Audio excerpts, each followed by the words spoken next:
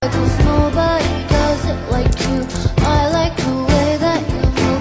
That's why I never go through with leaving you. Everybody's Yo, balik lagi ke podcast yang ngobrolnya santai tapi perlunya jadi mikir. Podcast yang temanya sering banget nih kita temuin di kehidupan sehari-hari, yaitu tentang anak di bawah umur yang bermedia sosial tanpa ada pengawasan dari orang tuanya. Oke, hari ini kita bakal berbincang lagi bersama aku, Sabita Rizky Humaira, dan partner aku, Zulia.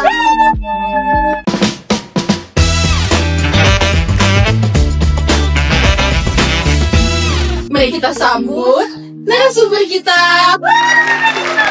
Selamat kakak. Silakan duduk. Ayo.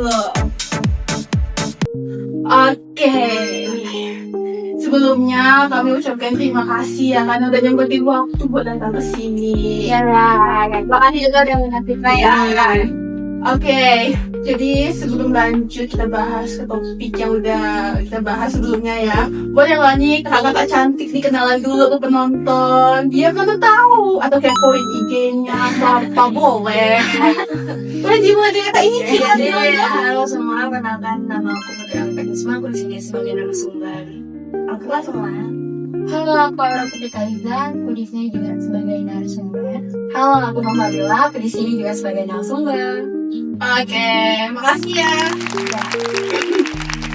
Daripada lama-lama ini, aku bakal kasih pertanyaan pemanasan dulu. Kan topik kita hari ini kan tentang penggunaan HP di anak yang bawah umur kan, tanpa pengawasan orang tua. Jadi aku mau tanya nih, menurut kakak, kalau anak-anak di bawah umur tuh wajar nggak sih punya atau main sosmed gitu? Atau kita aja yang lebay?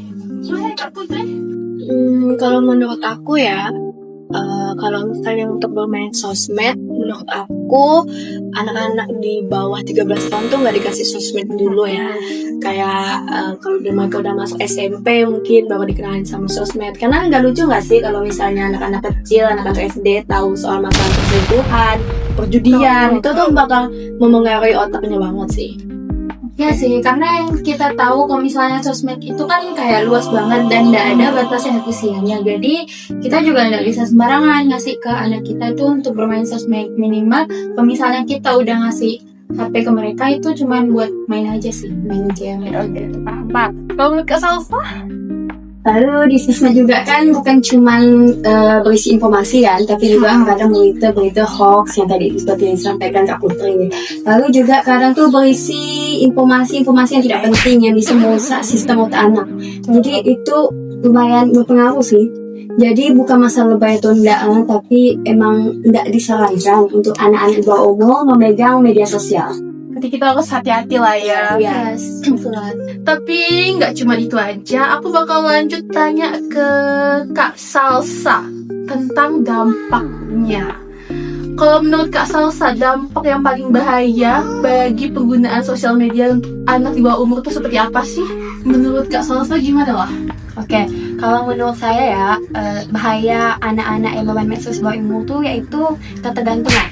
Kenapa? Karena kadang anak-anak tuh aktivitasnya harus bergantung sekali pada HP. Misalkan nih, kalau misal ada acara keluarga, mereka tuh nggak mau lepas dari HP. Sedangkan kita kan acara keluarga kan itu mau mempererat solidaritas kan, tapi mereka tuh sibuk dengan dunia sendiri. Jadi itu sih yang paling berbahaya. Lalu kalau misalnya mamanya nyuruh, "Kak, belikan garam dong di warung," kan? Tapi si anak nih malah bentar mak sampai emak nih beli sendiri di warung. Itu tuh kejadian yang sering gak sih? Iya, Maka tahu relate. di sekitar kita juga sering kita temuin kan? Pernah gak? Pernah dong. Pernah kan? Itu kayak sering banget. Itu sih yang paling berbahaya. Oke, thank you Kak. Bagus banget nih jawaban dari Kak Salsa tadi. Sekarang kita beralih ke Kak Putri. Saya mau nanya nih, menurut Kak Putri, kan zaman sekarang banyak banget nih orang tua yang gaptek atau bahkan nggak paham cara kerja media sosial. Nah, di kondisi seperti itu, gimana sih cara mereka supaya tetap melindungi anaknya dari media sosial dan nggak lepas kontrol? Nah, menurut Kak Putri itu gimana sih caranya? Menurut aku ya, emang sih relate banget kayak misalnya orang tua yang gaptek atau misalnya tidak sama sekali nggak tahu soal teknologi. Tapi tergantung kita tuh tinggal di mana. Kalau misalnya kita tinggal di kota, nah hal itu tuh pasti nggak akan terjadi karena lingkungan kita tuh menggunakan media sosial, mau dari umur milenial, Gen Z, Gen Alpha, atau malah tuh biasa yang buyut-buyut tuh juga pasti udah megang HP. Kita tuh sebagai anak muda, milenial atau Gen Z, kita tuh harus ngajarin agar orang-orang tuh nggak gaptek deh gitu. Buat kalau misalnya orang tua yang mempunyai anak yang masih kecil atau yang masih di dalam pengawasan, kalau mereka hidup di tengah kota tuh, mereka tuh pasti nggak ada yang namanya gaptek. Pasti update iya kan, pasti lingkungannya tuh menggunakan media sosial, teknologi atau enggak ya misal buat nelfon deh gitu kan. Minimal banget. Kalau misalnya di kampung-kampung atau di pedesaan itu malah tuh walaupun mereka gaptek tapi anak mereka tuh dalam pengawasan karena sama sekali tidak megang HP kan. Jadi gimana mereka mau ngasih anaknya HP sedangkan mereka aja gaptek gitu. Jadi tergantung tempatnya sih menurut Putri. Oke, paham. Oke, tadi dari jawabannya kakak itu udah membuka sedikit lah pandangan daripada penonton lagi di sana. Oke, tapi nggak cuma segitu aja pertanyaan dari kami berdua ya. Gue udah gak kuat, gue tuh capek banget kayak. Kita lanjut. Ini untuk kalian bertiga ya. Serah mau jawab siapa. Jadi pertanyaan tuh, jadi kayak tadi ada anak yang kecanduan HP, main game, main ini, main itu, udah ingat waktu. Seperti Kak Sasa bilang tadi itu misalnya kayak digarap gitu sama Mak bilang, "Dek, digarap dek." Tapi anaknya tak mau gerak. Nanti lama. Terus Mak geram, emosi naik. Akhirnya dibentak pun tak ada gak gerak kan. Tangan nih bergerak atau menurut kakak nih kalau misal udah main kekerasan tuh salah nggak sih atau emang gitu cara mendisiplinkan anak-anak yang kecanduan HP tanpa dengar atau orang tua tuh? Oke, boleh nasi dulu ya. Tadi yang terlalu gimana ya, Pak kan kayak bahasa juga kayak kasar banget kan. Ya, Oke, awalnya pasti orang tua nih pasti ngomong kan anak lembut-lembut loh. Nak, beli garam sekali nih 2 kali aja. Nak, beli garam itu agak naik. 3 aja entah ada bergerak maksudnya kan karena bergerak nih. Bergerak nih. Kadang tuh kalau misalnya gitu tuh Kak dijewel atau enggak dicubit, enggak sampai pelak-pelak sih. Pelak-pelak kan kayak hampa gitu kan. Kok sekali dah. Mak lagi masak. Dia tak mau gerak cuman gerak mati saja nih. Itu kayaknya kakak yang jadi orang tua ya. Satu emosionalnya ya.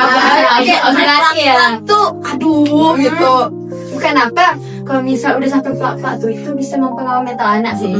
Kan kita kan di sini kan tujuannya itu kan untuk memberitahu anak kan. Tapi kalau misal udah kelewatan itu pasti anak tuh mental tuh agak terguncang gitu ya.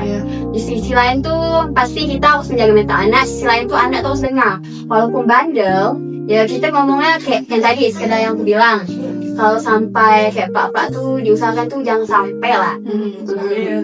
Lalu juga ada lingkungan kan, yang lingkungan ini emang orang tua nih emang udah terdidik gitu.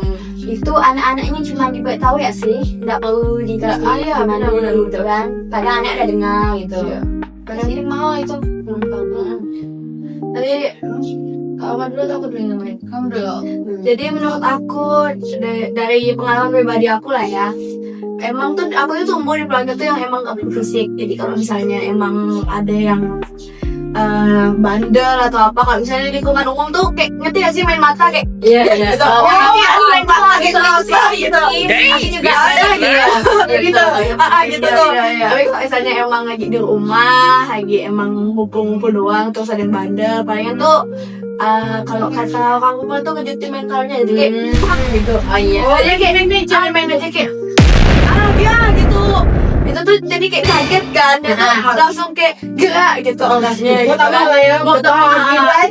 Tapi abis itu nggak dimarahin, habis misalnya habis beli barang atau apa tuh kayak nggak dimarahin lagi gitu. Ini kalau anak punya sakit jantung tuh ini masa sakit kayaknya. Coba jangan tergantung ya. Tadi Salsa bilang kan ngebahas soal mental anak. Tapi tuh kalau misalnya di seumuran kita sekarang lah ya, anak-anaknya udah mulai bertumbuh atau apa, selain orang tua punya kewajiban jaga mental anak, anak tuh juga punya kewajiban buat jaga mental orang tua. Betul sekali. Ya, Betul. Ini kunci pentingnya ya. Karena Sama-sama balance dengan anak. karena tanpa kita sadarin juga mereka tuh pertama kali juga jadi orang tua. Betul. Selain kita pertama kali jadi anak, mereka tuh pertama kali juga jadi orang tua gitu. Jadi mereka tuh apalagi anak pertama harus learning, harus banyak-banyak yang kayak baru pertama kali ngasuh anak, apalagi anak cewek, anak cowok itu tuh beda pola pengasuh ya. Kalau misalnya anak cowok biasa kayak kena cubit, kena apa tuh kayak udah lah kebal aja gitu. Tapi kalau anak cewek ini kayak lembut hatinya. Jadi kayak biasa kalau baru ditatap gitu aja terus kayak enak lagi. Kadang kalau bapak ada sih, kalau emak CS tuh CS. Nah, itu kok mbak mereka kok biasa hati kok bapak ngomong sedikit ya kena hati. Ya kayak kau tuh aduh Nangis aja. maksud kayak udah nggak sayang deh waktu sama aku gitu. Aku bukan anak. Gimana? Mungkin gitu ya. Iya. Jadi menurut aku kayak di lingkungan keluarga tuh emang harus saling menjaga, apalagi kita tuh udah dewasa. Kalau menurut aku apa ya, cara didik orang tua tuh kan ada yang berbeda-beda. Ada yang mereka ngejelasinnya pelan-pelan, ada juga yang kata orang tuh didikan OVJ. Wait a minute. OVJ.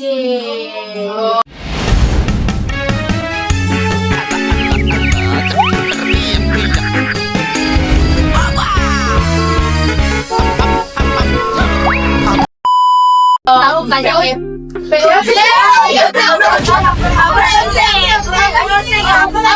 OVJ jadi POC. OVJ tuh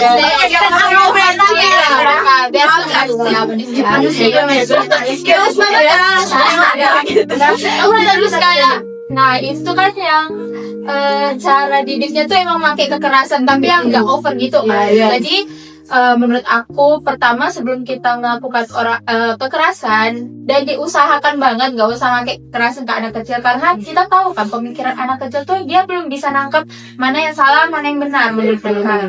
Jadi yang pertama bisa dimulai dari ya dibilang Kak Uti sama Kak Salsa tadi, bisa dulu dengan kasih penjelasan. Tapi kalau misalnya anaknya memang bandel banget, itu tuh diusahakan ngasih penjelasan yang benar-benar tegas gitu, yang benar-benar yang kayak kamu kok misalnya nggak mau kayak gini diberi ancaman sedikit Sanksi lah ya, diberi sanksi atau diberi hukuman biar anaknya tuh ada efek jerah. Nah terus juga ada yang yang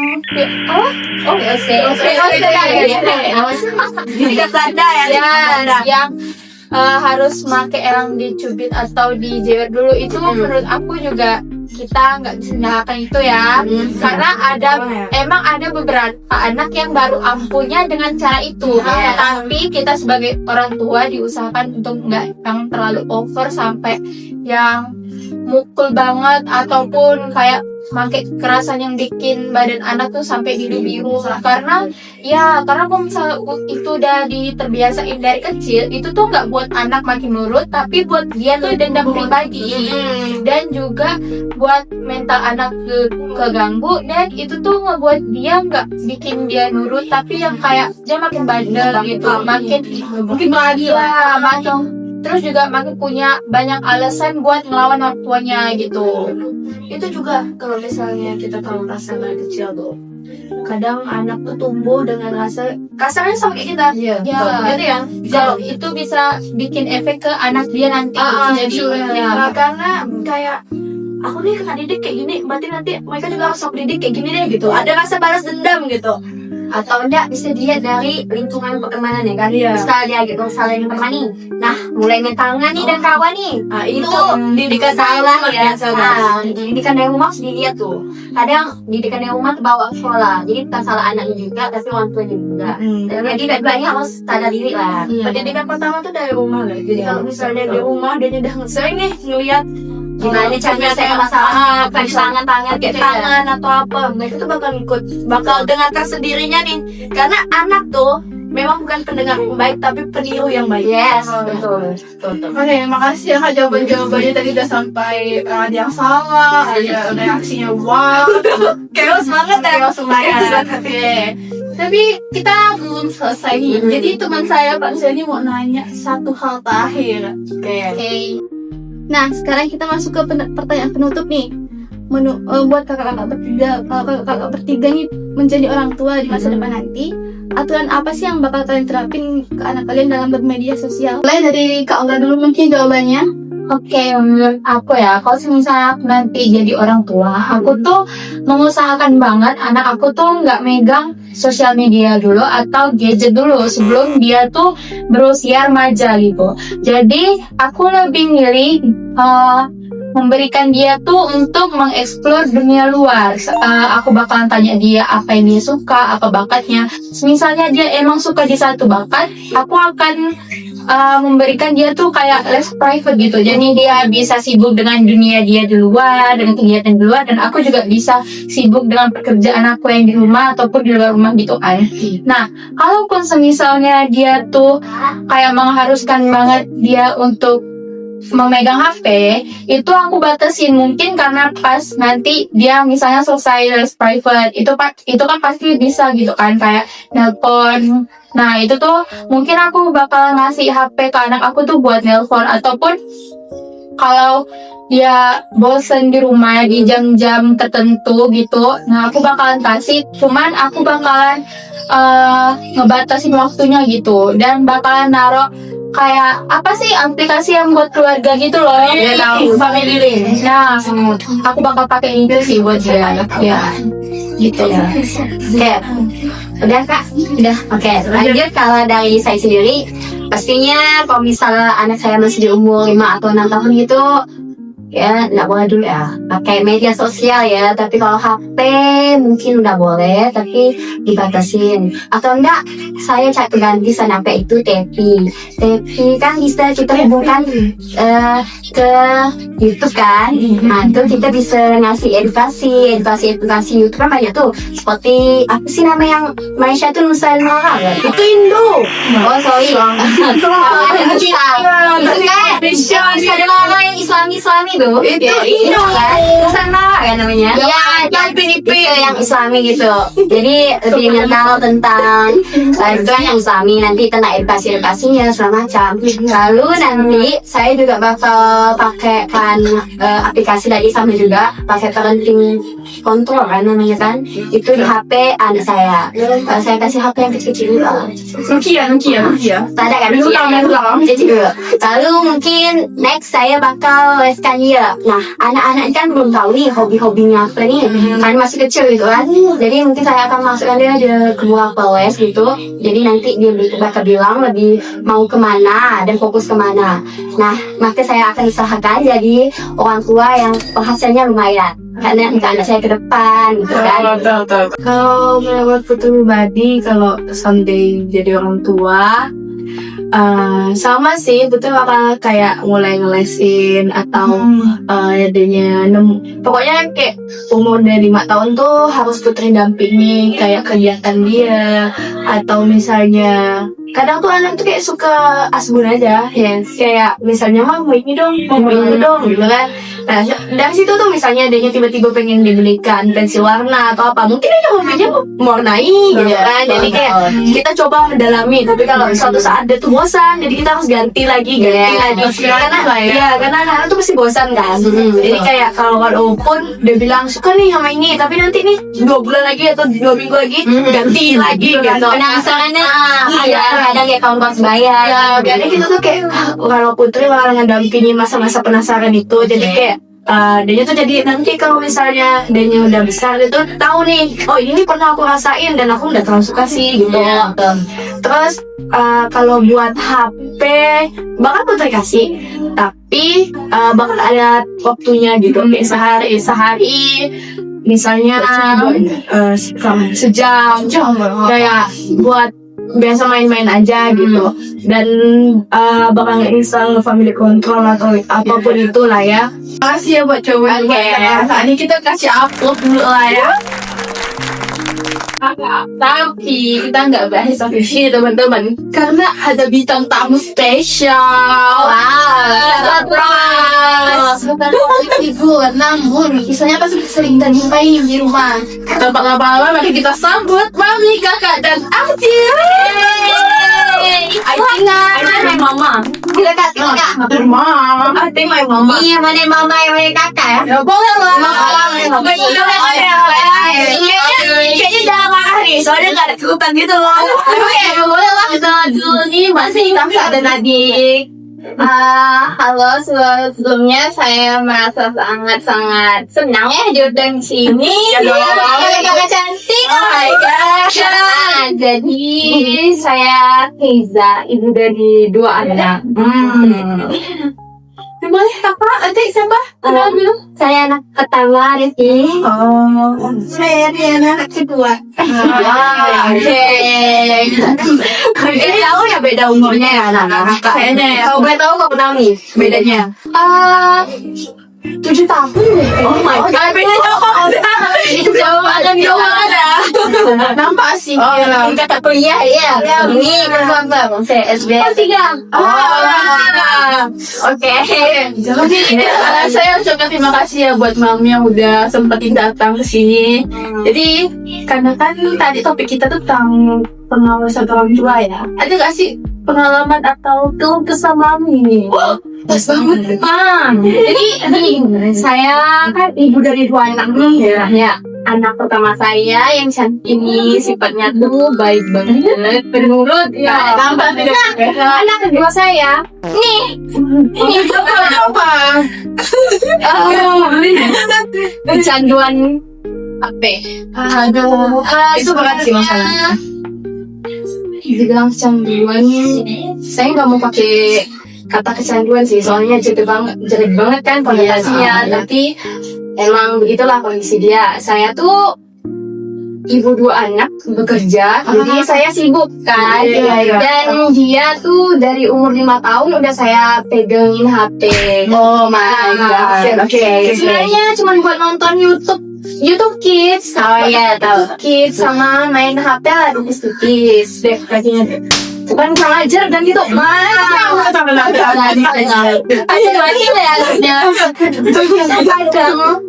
adek ini kalau jam main HP-nya udah habis ya, ngamuk. Mau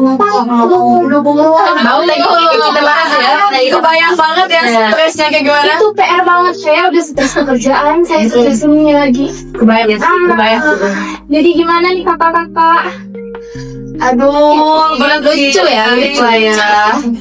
Ya, tapi ya, karena saya juga enggak terlalu paham ya soal ini. Boleh dong kakak kasih saran atau kayak gimana caranya Mami tuh menghadapi adik yang nakal tuh yang main HP atau kerjaan tuh.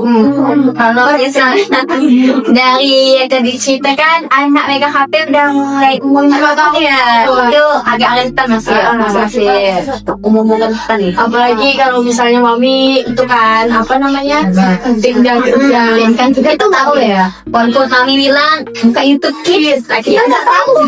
tahu itu tuh di luar pengawasan. Mami kayak pasang aplikasi ya. Ada sih Google Parenting ya Pak. Cuman kalau Google Parentingnya hidup dia nangis. Jadi nakal ya. Tadi kena ke saya lagi pusingnya. Jadi Mami kan udah pusing kerjaan, jadi Mami lepas itu Ya, dilepasin aja dah. Terserah mau ngapain. Jadi dia tuh pertama kalah ya. Soalnya gini loh, anak pertama saya tuh bisa ngatur dirinya sendiri, bagus gitu. Jadi saya agak kaget dong punya anak kedua kayak gini. Nah, Mami, kalau boleh tahu, boleh gak kakak ini ceritain gimana sih pola asuh Mami ke kakak sampai kakak ini gak kalau kayak adik ya? Oh iya, kayak mana? Kakak tuh Masih sangat ingat. dekat dengan atau emang dia aja Atau emang dari kecil kakak gimana nih? Udah megang HP mau apa gitu? Atau emang mami waktu kakak ini mami nggak terlalu sesibuk sekarang, jadi masih ada waktu mungkin ya buat ngurus Ya, kakak. aku dikasih ate udah SMP kelas 3. Beda. Memang beda Iya, zamannya juga beda kan? Iya sih, Iya, benar.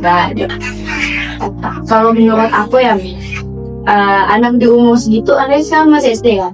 Emang lagi masa bandel-bandelnya nih, emang lagi masa-masa yang kayak mau ngeberontak gitu. Benar. Nah, mungkin ya karena udah mami kasih HP dari umur 5 tahun tanpa pengawasan. Gini mungkin Mi, waktu mami marah dan dia ngeberontak tuh mami tuh langsung kayak maafin, langsung kayak ya udahlah mainlah gitu mungkin ya. Nah jadi tuh dia tuh yang kayak ih udahlah lihat jalan ke mami, nanti pun mami kasih bah. Jadi pola pikirnya tuh kayak gitu mami. Ya bisa lihat sekarang sih kayak fokus sama dia ke HP ya, kayak asik banget main apa sih dek? Dek, main apa dek? Coba cerita dek. Rumah ngomong banget tapi di dekat Jatuhnya depan kakaknya, depan maminya doang. lagi dan Kak Aura, Kak Salsa. Mungkin saran dari aku, mami bisa ngasih penegasan yang benar-benar tegas gitu. Kadang tuh kan anak ini emang egonya tinggi kan, tapi kita sebagai orang tua itu egonya harus lebih tinggi lagi. Tapi diusahakan nggak pakai kekerasan. Jadi kayak kita tuh harus mikir gimana cara anak ini biar nurut. Mungkin bisa dengan ancaman yang kita tuh nggak apa-apa, biarin dulu dia nih nangis, dia nih kesel, dia nih marah sepos-posnya. Nanti kalau misalnya dia capek itu dia bakal ngerti dan bakalan diam sendiri. Dan juga kalau kita ngancam itu tuh nggak cuma sekedar ngancam, tapi tuh kita lakuin gitu, kita lakuin juga gitu. Jadi biar ada efek jerahnya di dia gitu. Tapi Kak Aura, dia ini anaknya kalau kayak dikatain Kak Aura tadi tuh dari anak ini itu kan, nggak bisa, dianya merusak barang-barang rumah. Handphone itu udah ganti 5 kali. Soalnya dia ngelemparin barangnya sendiri gitu loh. Tantrum ya, tiba-tiba tantrum banget ya. Kalau saran aku, kalau udah yang parah banget kayak gitu, pakai timing. Kita bukan pakai dengan kekerasan, tapi kurung dia di. Betul tadi. Aku sebagai ibu tuh nggak mau membuat memori-memori dia tuh yang buruk gitu. Oh my god. Mami ini nggak usaha penting diketahui, tapi anak itu nggak bisa. Lagian aku tuh kan single mother ya. Jadinya mami. Kayaknya ini ya Kak ya, juga lingkungan rumah saya tuh kan perkomplek kan ya, jadi anak-anak Orang-orangnya mau tertutup dia. pindah sih Mira saya single mode. Kayak sebenarnya ada plus minusnya ya. Kalau misalnya tinggal di komplek, mungkin lingkungan pertemanannya itu lebih terjaga dibanding yang di gang-gang. Bisa kita lihat kan faktor-faktor kayak anak-anaknya tuh berbagai macam banget, dan mungkin aja adiknya ini bisa tercemar ke hal yang nggak baik. Benar-benar Ada juga sih pesan. ya. Oke deh, makasih ya untuk sarannya. Tapi mungkin adik ini perlu didengar. Terbaca mami juga harus dengar. Kalau kesal adik itu gimana? Mungkin ada hal yang ingin diomongin tapi tuh kayak nggak bisa diomongin gitu ke mami. Bisa kok sharing di sini cerita.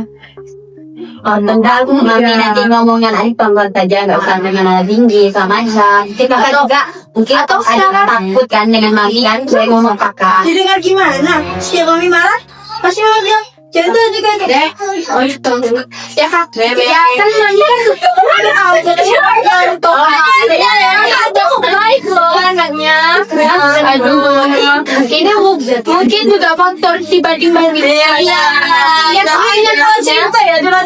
Soalnya tuh kakak Itu sifat dia hanya tapi ini jadi mami kadang tuh kalau kakak nih kan dia merasa nih anak pertama. Ngerti nggak mami? Jadi kayak dia merasa tuh dia harus dewasa, dia harus apa gitu. Pasti kakak ngerti dong mami itu single mom ya. Jadi tuh kakak sih kayak pikiran terbuka. Kadang tuh emang ada orang bilang saat kita ngebesarin anak pertama itu tuh bakal bikin kita pengen punya 10 anak. Sedangkan kita kalau membesarin anak kedua pengen gak punya anak ya saja benar-benar. Benar Jami, benar. Mungkin karena adik juga sering dibanding-bandingin jadinya tertutup gitu sama mami sama dia nanti ujung-ujungnya nanti mami juga nyalahin aku kok. Next, coba kalau banding-bandingan kali aja kurang-kurangnya ya. Jadi kita mau tambah saja. Berarti pastinya ya ada salah. Iya loh. Enggak salah sih. kurang tepat. Adik dengar enggak tadi?